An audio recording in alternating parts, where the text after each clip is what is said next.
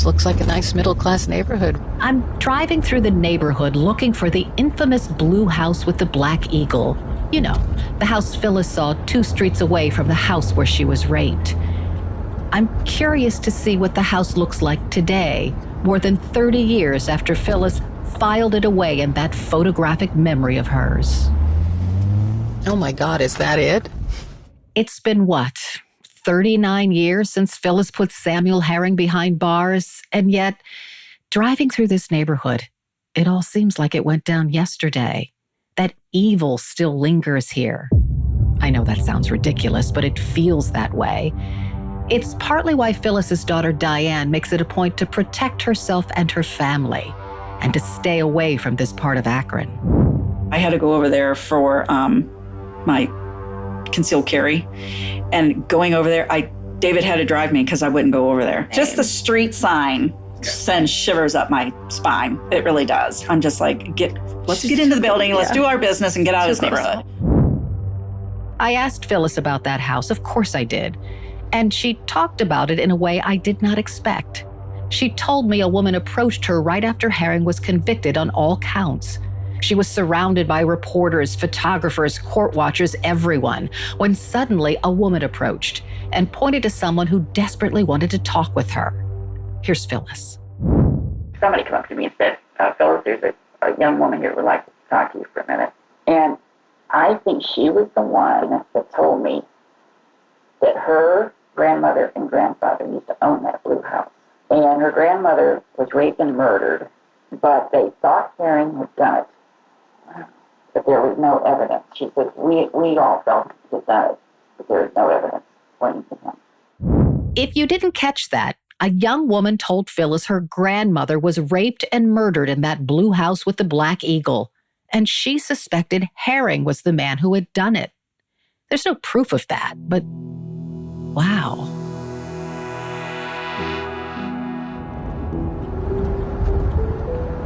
Oh God, I have goosebumps. I'm pulling up to the house now, the house that Phyllis saw while she sat tied up and terrified on the Herring family's back porch. As God is my witness, the house looks exactly the same. Blue with white trim and a black eagle. That's just creepy. I'm Carol Costello. This is Blind Rage, Episode 12. The fight continues.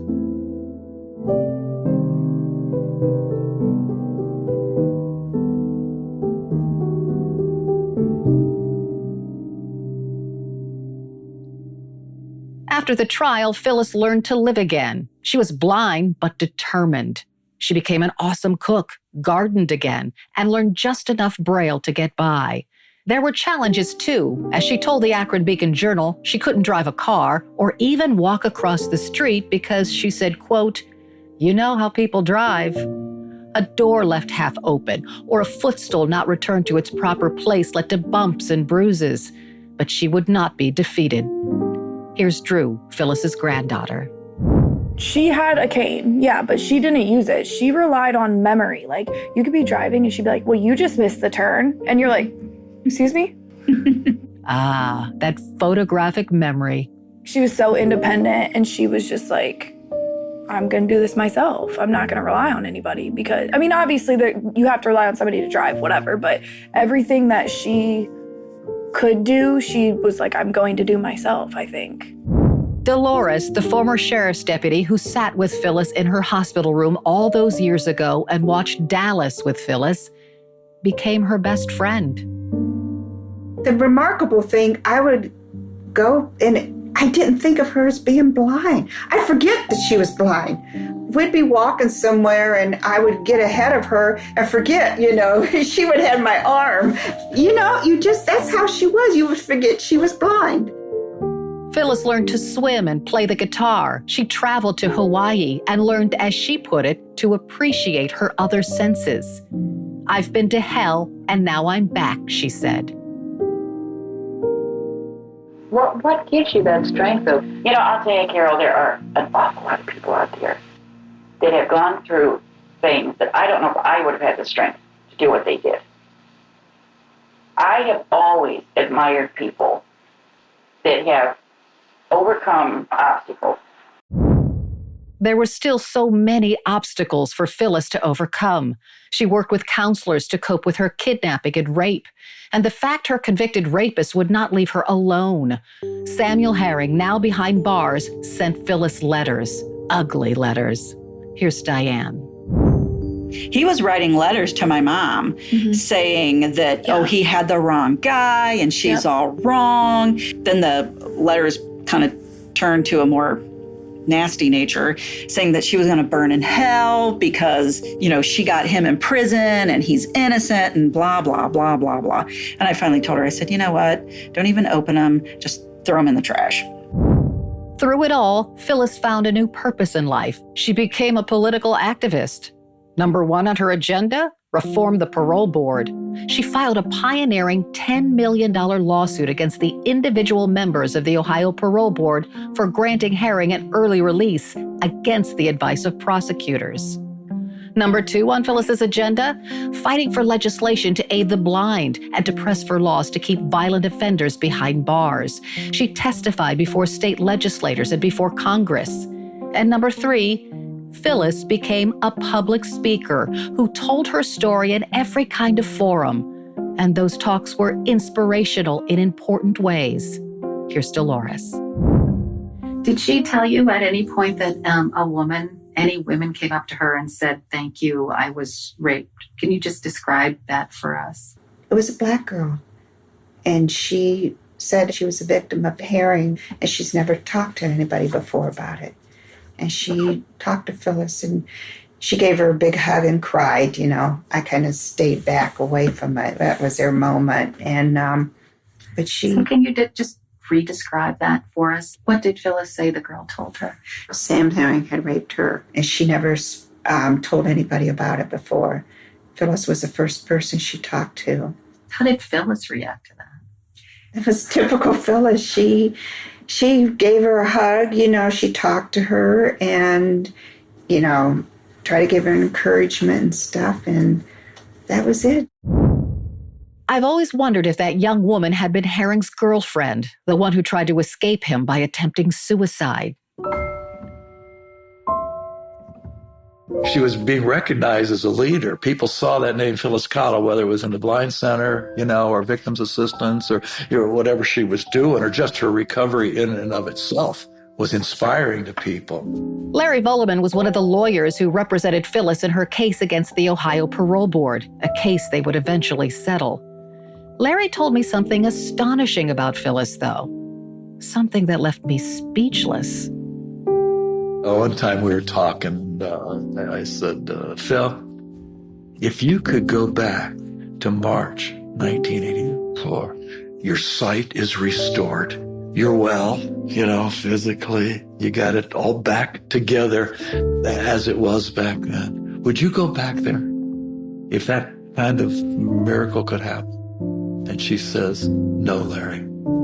And as we were talking, essentially what she was telling me was, Larry, I have a sense of meaning and purpose about my life right now that I never had back then. She said, in her own way, she was alive and she was well and she was heroic and she was a leader. I still can't wrap my head around that one. There was no bitterness in Phyllis. Anger, yes, at Samuel Herring, but she was not bitter. Remember Terry, the ex-con who heard Phyllis scream and cry for help, who witnessed Herring hit Phyllis and then carjack her? The man who infuriated Phyllis's granddaughter, Samantha, because he did nothing.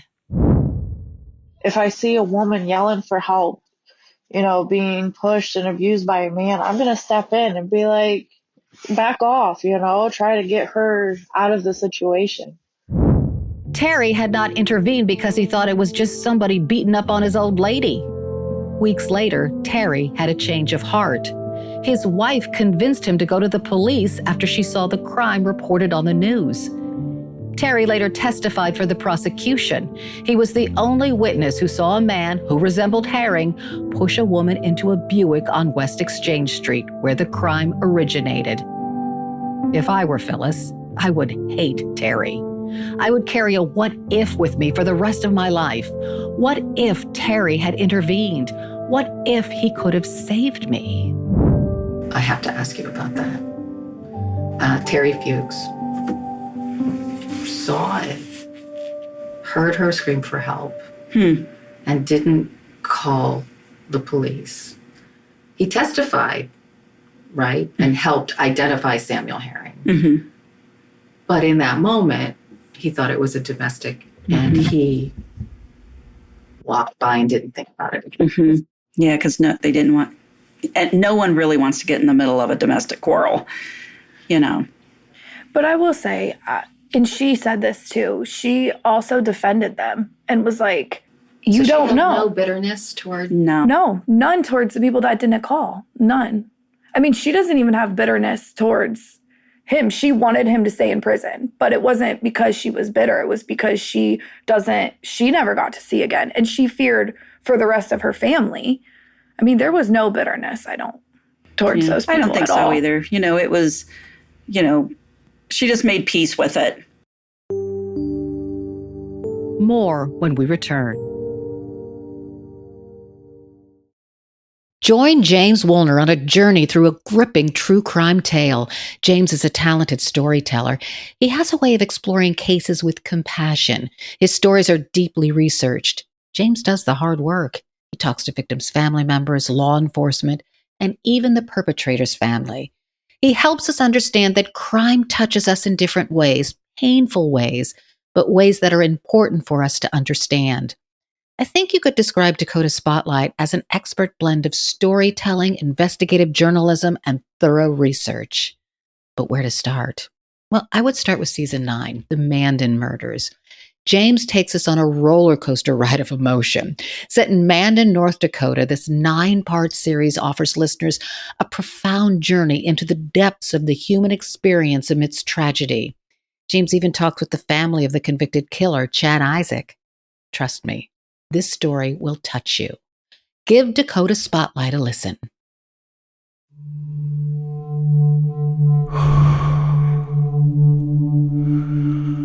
I'm an American vigilante. I have a question for you.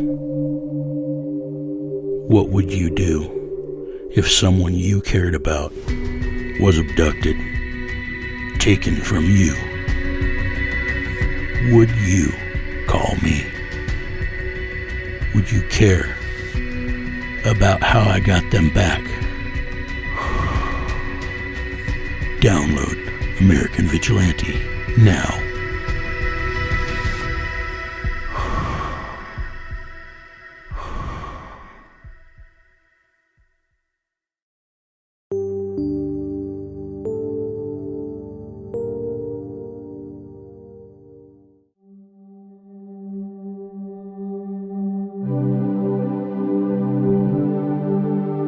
If you're wondering if Phyllis found the ultimate happy ending, she did. His name was Tom. She literally fell in love in an instant over him. You asked earlier, would she take back to having her sight? And that was one of the reasons she gave as to why she said she wouldn't take back, because she never would have met him. They met, from the Blind Center. So she never would have met him. And talk about a strong woman that said what she needed to say. He was the one that sat down and was like, yes, dear. Like, he knew. He was. I mean, they were too. Yeah, they were soulmates. Phyllis Cottle died in 2013, but she and her fight for justice live on. Every 10 years, Samuel Herring comes up for parole, and every time Phyllis's family has fought to keep him in prison for the rest of his life. They've collected thousands of signatures that urge the parole board to deny Herring another early release. I talked with Sherry Walsh, the Summit County prosecutor, about their efforts and the push today to release violent offenders under certain circumstances. Just touching on Samuel Herring and his release, because, there's a trend right now happening nationally that people convicted even of violent crime, if they've been in prison for, more than 30 years, they're in their 60s, there's a very small chance that they'll commit a crime again, and we're just wasting money keeping them in jail and incarcerated.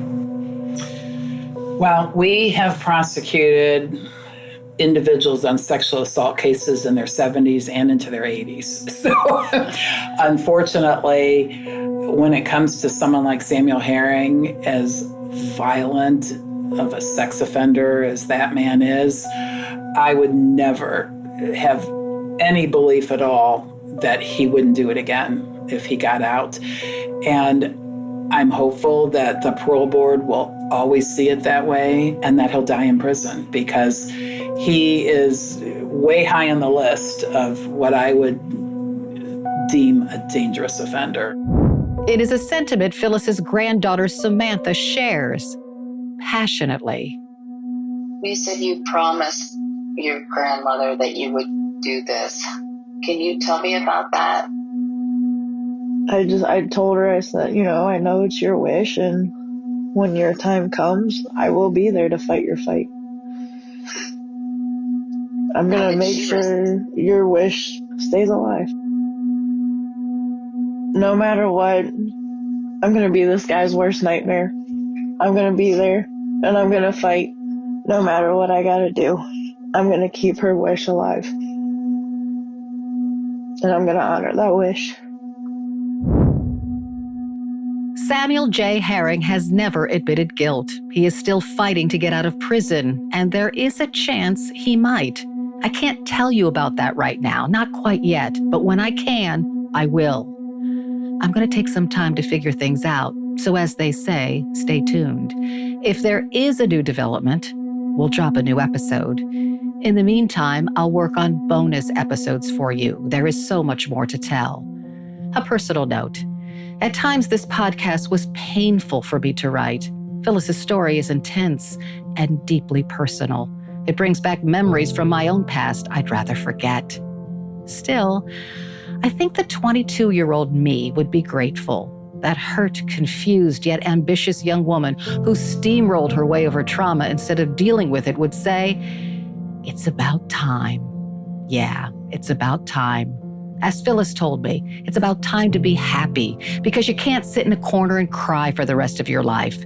You can survive. You can be happy.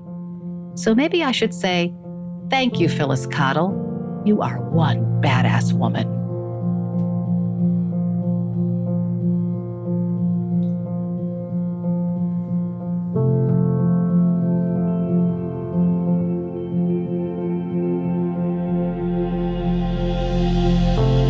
Costello Presents Blind Rage is a signature show of the Killer Podcast Network. If you enjoy this series, please subscribe and rate it on your favorite listening apps.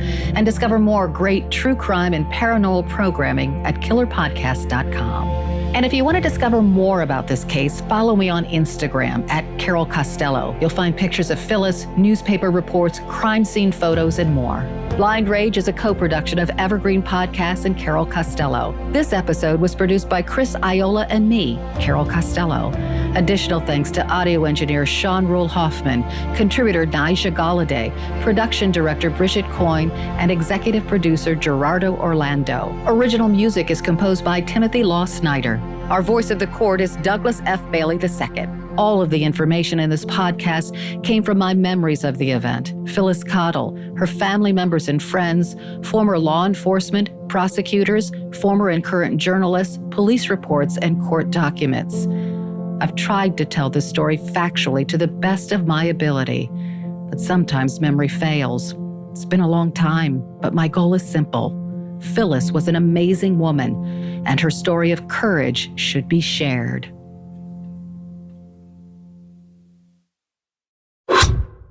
So when the scammer uses the hypnotic method of building rapport, then they create dysfunctional, delusional reality. That's how a scam begins.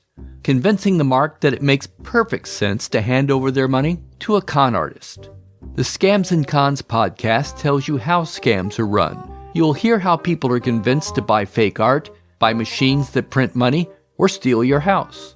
I get a phone call from my wife, and she let me know that they had decided to move all our stuff out. I could no longer do anything about it except go through an eviction. And you'll hear it from the experts, people who run the cons. So we go to your bank, you go in and get $6,000 cash, give us each $3,000, we give you this. You go home, and what you find out is cut up newspaper. It's fun to know how the trick is done, and that's what Scams and Cons is all about. Listen at scamsandcons.com or wherever fine podcasts are found.